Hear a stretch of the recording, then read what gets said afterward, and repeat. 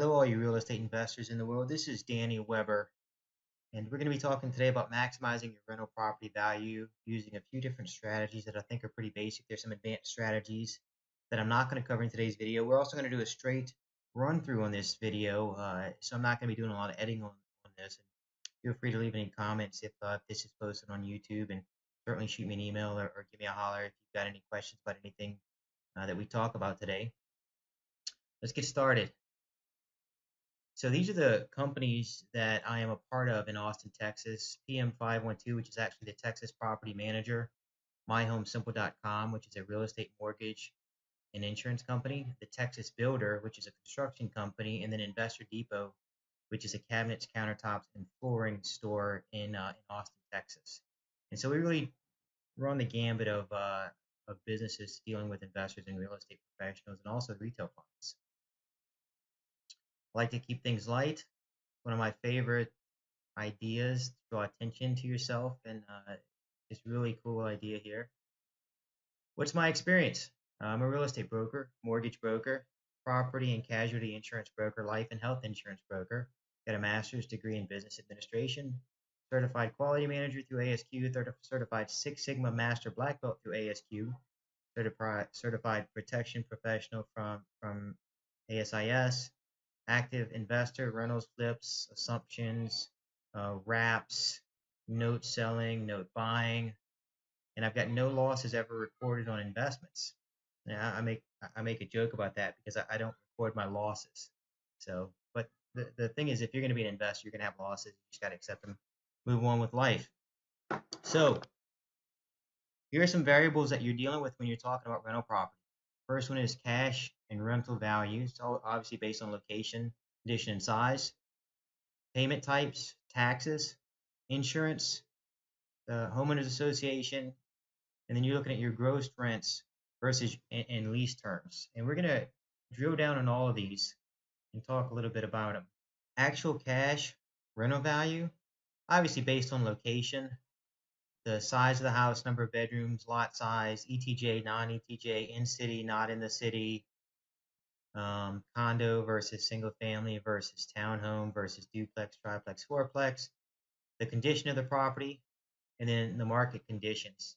Basically, how many months of inventory you may have on the market in regard to leases. And second variable is the mortgage payment options. And again, you've got to have a strategy before you start buying rental properties because not all rental properties are created equally.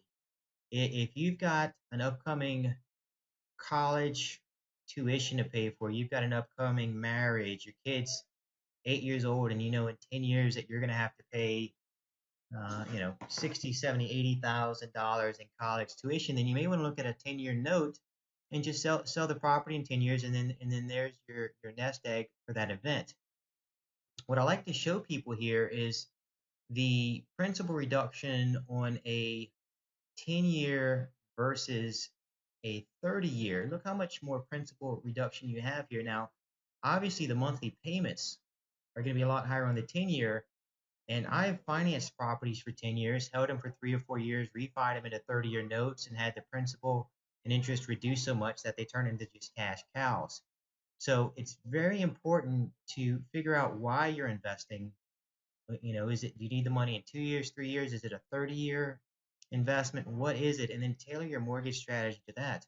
Most people assume that fixed mortgages are the best way to go, and I disagree with them in a lot of ways because I think ARMs are where you get your best rates, and I think based on market conditions, you can have a plan. If you do a 5-year, 7-year ARM, you can have a plan that in 5 years I'm going to refi. And if you do the math, most of the time you're going to see that you saved more money on the principal and interest, even versus the cost of the refi. So do the math, have a plan, stick to the plan.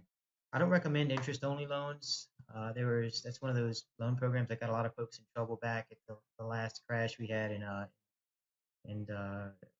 07, 8, 9. So I don't recommend interest only. I definitely recommend going with the fixed payment or the adjustable rate mortgages right here. And don't get into these hybrid products. Just stick with the basic stuff. They won't steer you wrong.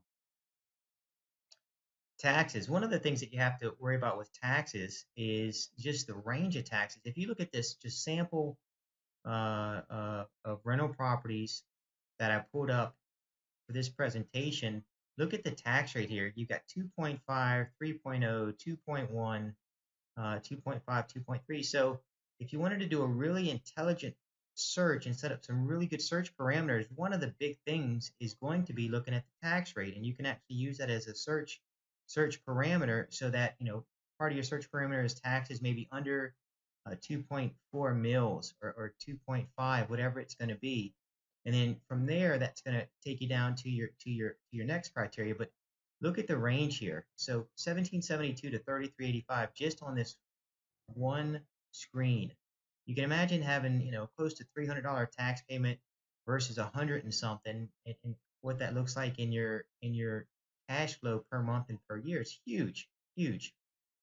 So look at taxes. Look for properties in low tax areas.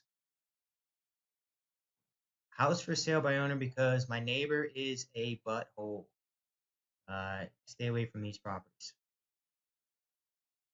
Insurance, another big variable. Most people don't worry about their insurance. They call their insurance agent. They say, give me a policy. I've got a rental. Well, that's not good enough.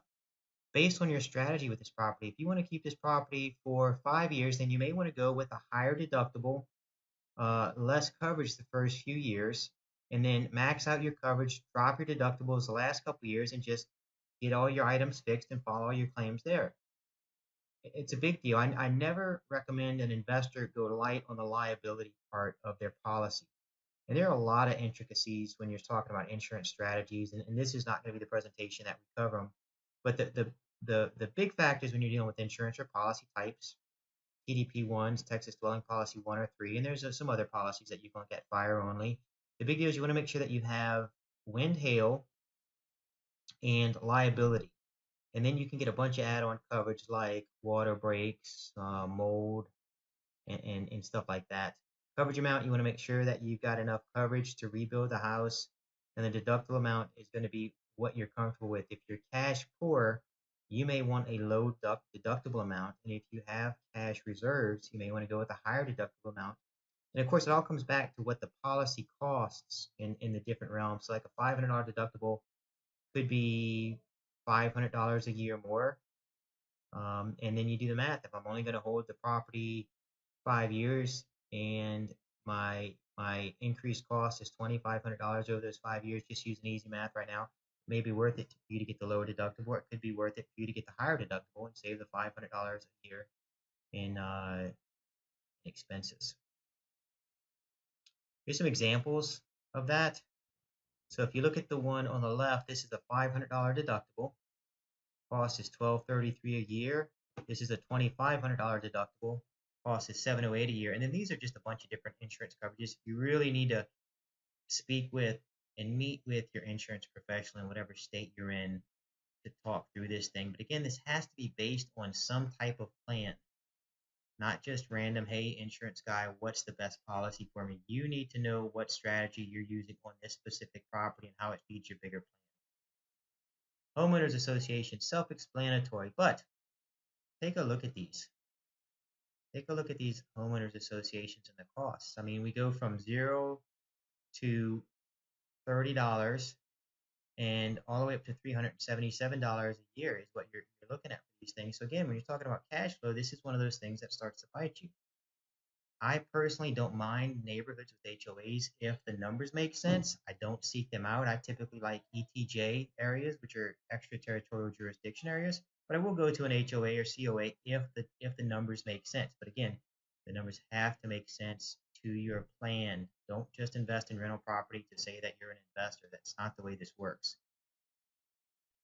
Gross yearly rents. How do you get your rents up?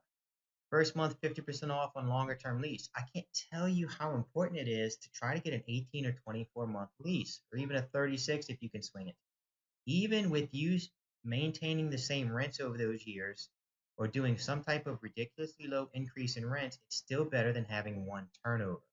One turnover on a property, new carpets, paint, some repairs, you're talking $2, $3, $4,000 plus a month of vacancies. You could be up to $5,000 on every turnover. You do the math, spread out over 36 months or 24 months, and you're going to see that the return is much better in your favor for a longer term lease. reduce security deposit with higher rents. I'm not sure why um, investors really harp on the security deposit. If you've ever gone to court and had a tenant sue you to get their security deposit back, you're it's crazy the amount of power that these tenants have, and a lot of times they're going to get their security deposit back. Versus charging higher rents, they're non-refundable. It's not negotiable. So again, from my standpoint, I'd rather have a smaller deposit, charge more on the rents, and make it a little bit easier to move into the property. You can also do something like a security deposit that's integrated into the lease payment. So you can say, hey, just for simple math, I've got a $1,000 lease payment. I want $1,000 security deposit. I'm going to charge you $500 of the security deposit up front, and then you're going to pay the other 500 spread out over 1 year. That's not going to be refundable. And what that does is it lets people move into the property cheaper because as the property prices, the lease rates go up, a lot of people don't have $2,000 security deposit plus first month's rent at $2,000, but they do have first month's rent and $1,000 or first month's rent and $500. Again, it's always better to get the payments made on the lease and not the security deposit. That way, there's no arguments. And anybody that tells you that, oh, I'm using a $2,000 security deposit as a carrot so that they keep the property in good condition, they're crazy. You want to know if the property is going to be in good condition when they give it back to you? Go do a surprise visit at the location that they're living in now. Go look in their car. You can see how people live pretty quickly, and I can promise you that wherever they're living now, whatever condition that property is going to be the same condition as your property on the move out. And so that's just a simple rule of thumb, an easy way to check out how your property is going to look when it's done. Increased rent with home purchase savings account. This is a little bit of an advanced strategy. I'm not going to go into it here. Offer washer, dryer, fridge, and lawn care to increase monthly cash flow on paper and reduce debt to income ratios.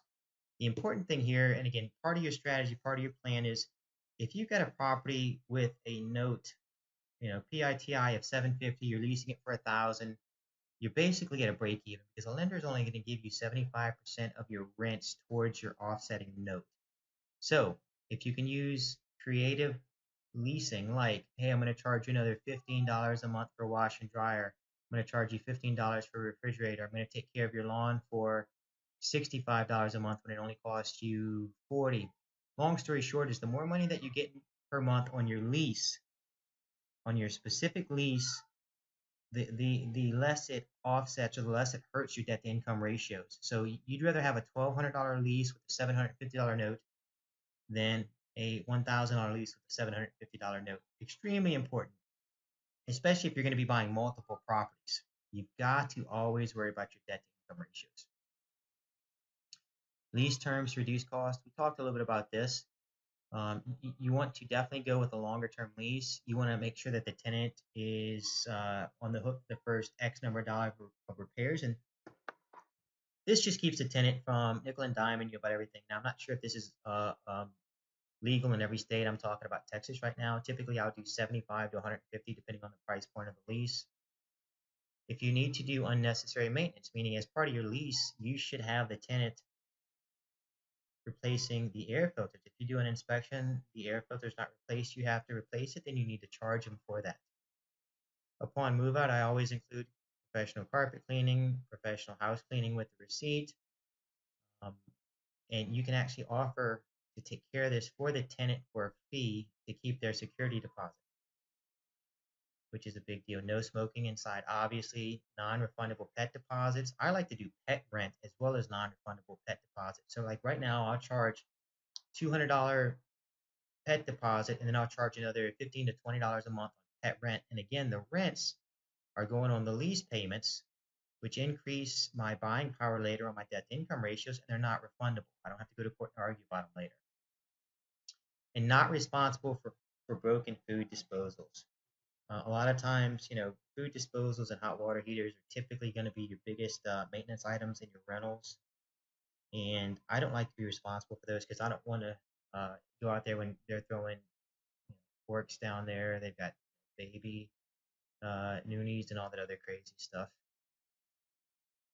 Putting it all together, let's talk about just buying a random rental property, meaning you're Joe investor, you want to be an investor, You talk with an agent, and they go out and find you a rental property. P&I $358 a month, 75,000, 30 or 4%. We're using really low numbers just for math right now.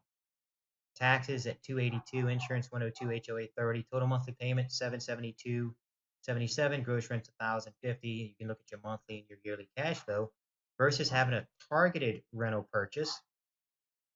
We're looking at the same P&I, but we targeted a lower tax area. We actually manipulated our insurance in our favor because we have a strategy.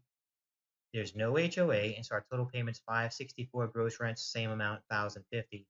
And look at our increased cash flow just by spending a little bit of time putting together a plan and targeting specific areas for your rental. Huge, huge. And then you take this math and you multiply it over 2 or 3 rental properties, and you go from, let's say you've got 3 properties, you go from 3,300 on the non-targeted to the targeted of 58. You multiply that $2,500 increase times 3, you're making $7,500 a year more. Or if you go over 10 years, that's $75,000 more over a 10-year period. It turns into big numbers pretty quick. And that's going to be it, guys. Thanks for sitting through the presentation. Again, keep in mind that if you have any questions, you can email me or leave a comment below and I'll get back to you. Again, product offerings in Austin, Texas are going to be the property management company, PM512, which is the Texas Property Manager, myhomesimple.com, which is real estate, mortgages, and insurance, the Texas Builder Construction Company, and InvestorDepot.com, cabinets, countertops, and flooring. And then again, my email is here. Certainly drop me a line or look me up on Facebook, LinkedIn, Twitter. I'm on all the social media platforms. Thank you so much for your time. This is Danny Weber, and look forward to being with you on our next video.